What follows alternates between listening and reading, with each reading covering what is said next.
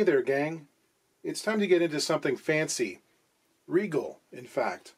This is a Regal, and it makes quite the visual statement, I'm sure you'd agree. Regal is another of those brand names with a long and slightly convoluted history. In the first half of the 20th century, sometimes it seems like half the guitar companies in America were busy buying the other half, or making instruments for somebody else. At one time, Regal was one of the biggest instrument manufacturers in the world. Hundreds upon thousands of their products showed up under Christmas trees every year. The operation was started in 1896 in Indianapolis, Indiana, by Emil Wulschner, who optimistically named the company Emil Wulschner & Son. Unfortunately, he died less than 4 years later. Regal was one of the brand names he was working under. They made mandolins, guitars, and I believe banjos. It was picked up by new ownership. They went with the name Regal for another 4 years, and Lyon and Healy eventually came calling. It got sold to them. They moved the operation to Chicago. Eventually, Lyon and Healy made Regal into its own independent company in the early 1920s. Not sure what that was about, but they continued building catalog guitars in a wide range of qualities. Regal was also making instruments for various other brands too, which was something that happened a lot in the 20s and 30s. They had contemporaries like Kay that did the same thing. They made the wood bodies for National and Dobro, for instance. Regal actually bought out Dobro in the mid-30s and continued making resonator guitars under the Dobro name until the Second World War arrived. In the mid-50s, Regal was sold to Harmony. Then somehow Fender bought the name shortly thereafter and applied it to their banjo line in the 1960s. It went dormant for a number of years. Then the Saga Musical Instrument Corporation bought it, and for about the last 35 years or so, it's been applied to their resonator guitars. So in the 20s, 30s, or 40s, if you ordered a guitar from a mail-order catalog, there was a very good chance that it had been produced by Regal. Whole bunch of cowboy guitars, silk screen novelty guitars, Hawaiian guitars, even like things like Washburns, some Bacons, the La Domino Big Boy. There were some with pickups in them. I mean, the flowchart in the family tree is very convoluted. At some point between 1930 and 1934, this guitar was made. Examples exist of this particular model with labels from both Regal and Oahu. The Oahu Music Publishing Company is its own convoluted story. I'm not going to get into that one. But anyway, it's decked out in full regalia, as you can see. Lots of decals, perloid, also known as mother of toilet seat. People who aren't into guitars don't realize that that is an accepted term. We use that in the guitar collector lexicon. This was not a super expensive guitar. It was about $15. But remember, it is the early years of the Depression, and you'd be lucky to have it, kid. This is another one owned by a left-handed customer. He wants me to do a neck reset, which poses a few issues. I'm going to have to find a way to remove these celluloid blocks on either side of my entry point there, and possibly the whole fingerboard extension, as this stuff does not mix well with heat. The other thing is, this has got a poplar neck on it, which is, it can be a kind of uncooperative species. It's softer than maple and mahogany, and depending on how the dovetail was installed, if they used a lot of force to put it in there, it can kind of crush down and then re-expand from the glue hydrating it. So you get kind of a super tight locking action between the parts. All these decorative effects are pretty interesting. Like again, this decal backstripe here, this is not rosewood, this is birch, which has been grained to look like Brazilian rosewood. It's got a gentle V, kind of chunky neck profile, which is really comfortable, and it's a beautiful color. Gorgeous diagonal multicolored purfling. I love this stuff. And, you know, like the decals, they're kind of crazy.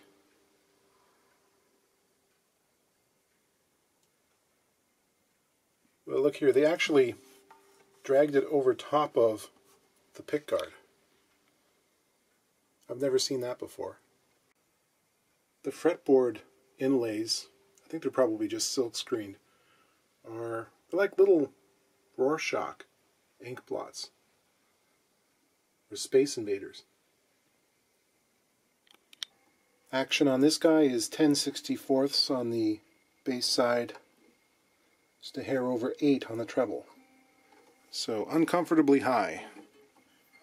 And the relief, for which there's very little we can do as this thing doesn't have a truss rod, is about 13 thousandths, which is okay. That's alright. Sometimes with old hide glue, you don't have to heat things up. You know, if there's enough of a space along either side of the board, just crack it off.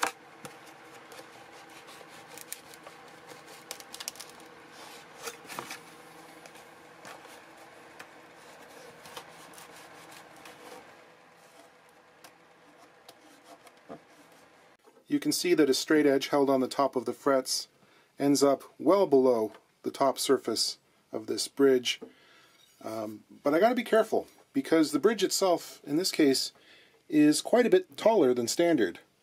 It's around 7/16 of an inch, which is a full 16th taller than the tallest Martins that you're going to find. So I really don't want a super tall saddle in this case. It's a lot of torque on the top, and there's very little bracing in these guitars. Call it minimalist. There's just 2 braces below the sound hole. One of them also functions as the bridge pad. I pulled the frets cold because I didn't want to risk heating them up with a soldering iron and perhaps having the celluloid burst into flame. These have a very skinny sort of profile, and I think they're mostly brass. So I'm working a knife between the top layer of perloid and the fingerboard, and extending that with a blunt-edged spatulate kind of palette knife.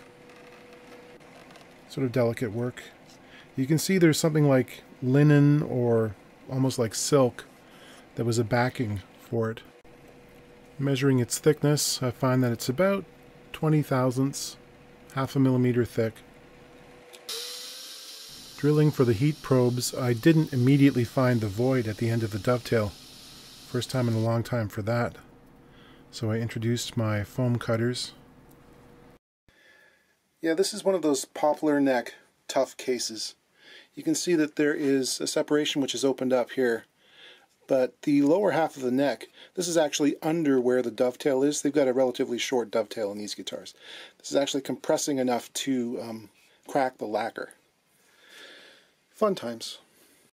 Okay, I think this is one of those guitars with a very short dovetail.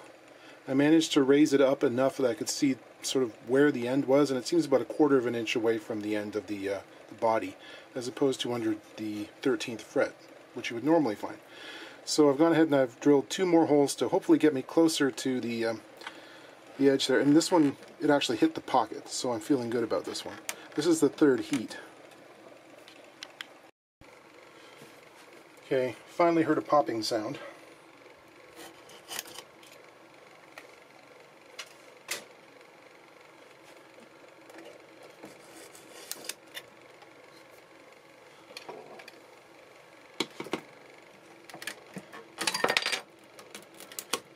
Ugh.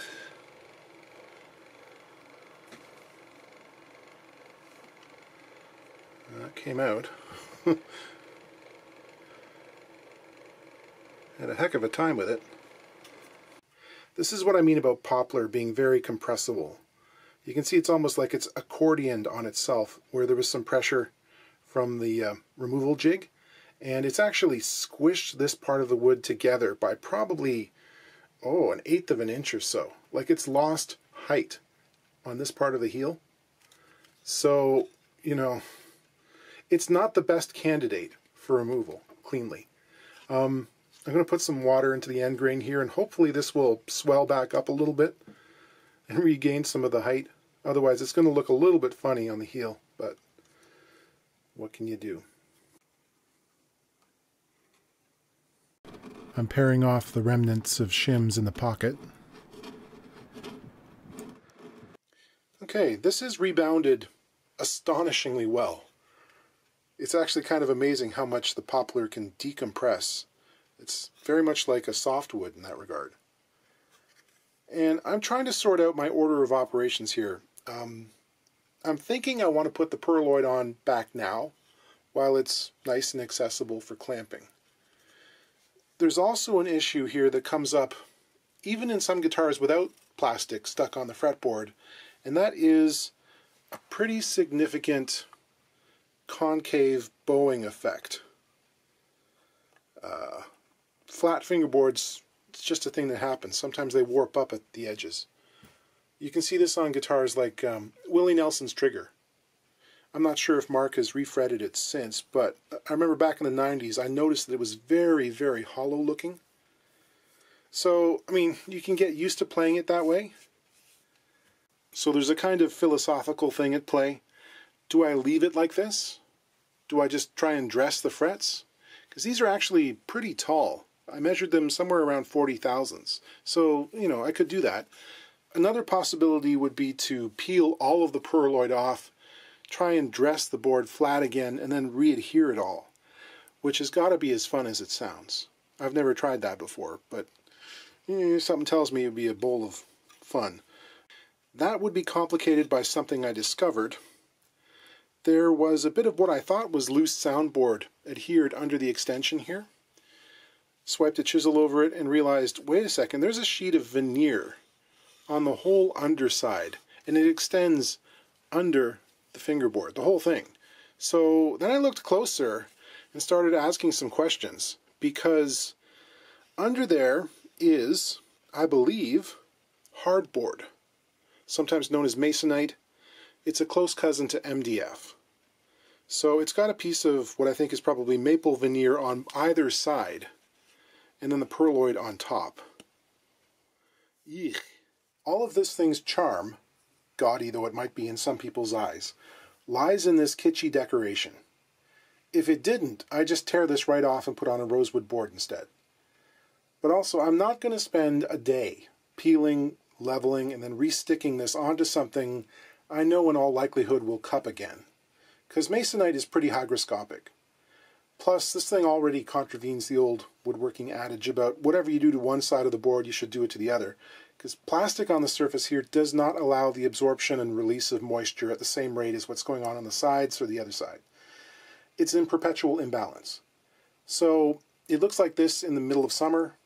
It's probably going to be closer to flat in winter.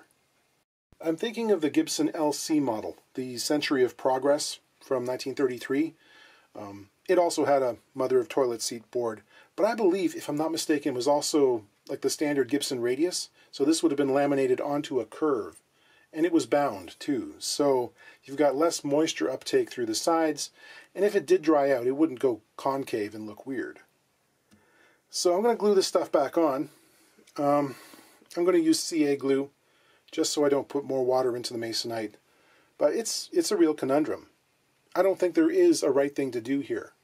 Because as far as swapping out the board goes, at a certain point, you know, if playability is really the main concern, it would be quicker just to build a new guitar. This is always a compromise when it comes to these, you know, cracker box specials. Because this is not Gibson LC. I mean, this is never going to be $15,000. And, you know, devoting days and days into its restoration, like, it doesn't pay anyone to do that. So, you know, I'm going to make it playable, and as playable as it can be in its original configuration.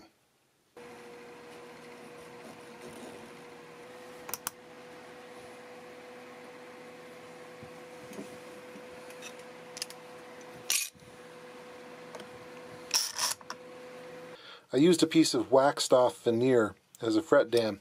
That didn't work too well. I think it's being held on by sort of mechanical means. The glue really sort of flowed in around it and is holding it in place. I will likely have to fill and resaw all of these because I doubt that I got the spacing exactly perfect for any of them, but it's close enough for now.